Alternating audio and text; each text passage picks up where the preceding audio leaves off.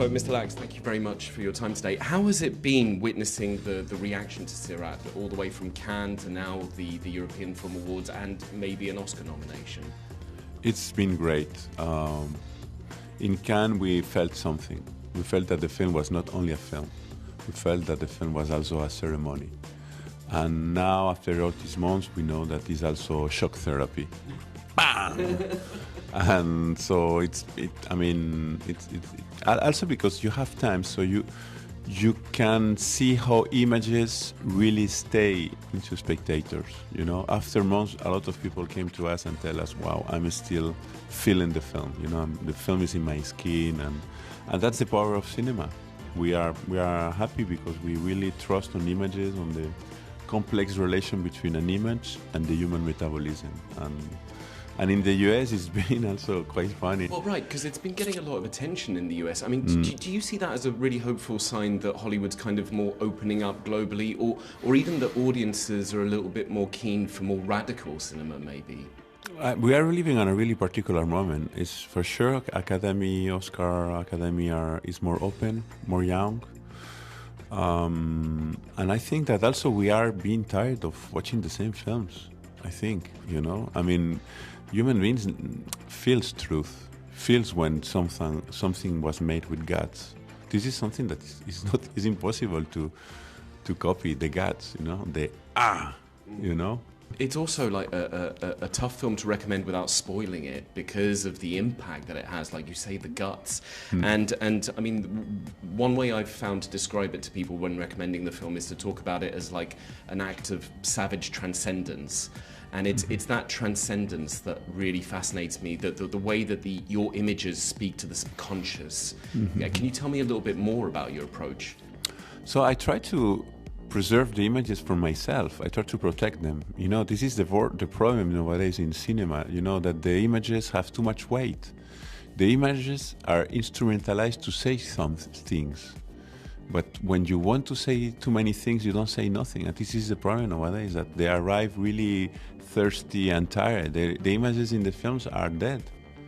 They are not alive. I mean, there are a lot of films, good ones, films that they are nominated to. I'm sorry to say it, but they don't have any image, no one image. And this is about this. It's about images. Obviously, they have images. They are just images that say things, but they don't evoke nothing. They don't have the power, the wildness, the organicity that an image needs to have. You know, the symbolism, the universal archetype, all these things, you know, that an image has. So,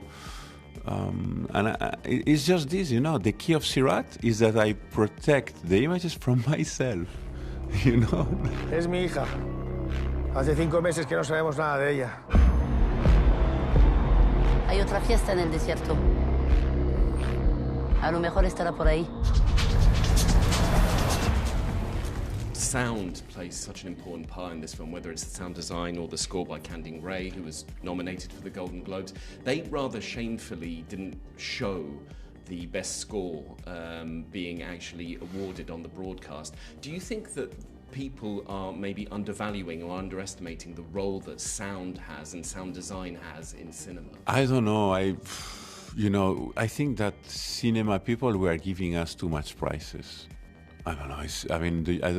Do you give this amount of prizes in journalism? No. I mean, so in a way, we have to be calm. I mean, I think it's enough. I mean, we are receiving a lot of prizes, so I don't know. But I think in any case that sound, I mean, it's part of this ontology of cinema. I mean, when I'm imagining an image, it has sound, you know. It's not something separated, and that is the key also of Sirat, you know, that you don't know where the image ends and where the sound starts. You know, it's really a sculpture. Sirat is a monster. It's alive. You know, it's, you know, boom.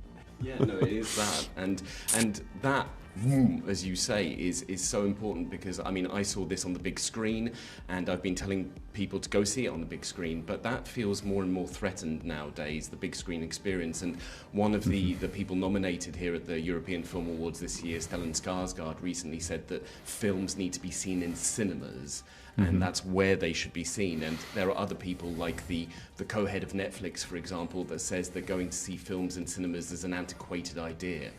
What are your thoughts on that? I will never work with a platform that don't respect the chronology of cinema. Cinemas have to go to cinemas. The theater is a place for catharsis.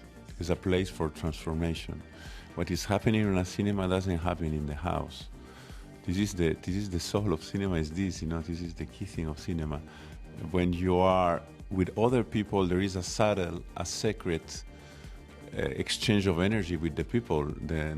It's not the same watching a film one day than another one. The same people, same film. It's really a mystery what happened. It's a ceremony. It's a ritual. Like in Sirat, people on the dance floor. Your body is reacting on a different way. So you can say to this guy from Netflix that he's completely wrong, poor.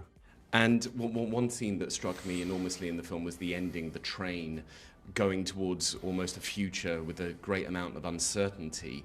And I found it incredibly hopeful, but I've spoken to people who were basically very scared with that last scene. And it's interesting, given the current climate when it comes to political conflict, the rise of AI, for example, which threatens enormously, artistic professions. That particular scene, for me, was hopeful. Do you see it as hopeful? I don't like to interpret the film, but I can tell you that I'm really a hopeful man.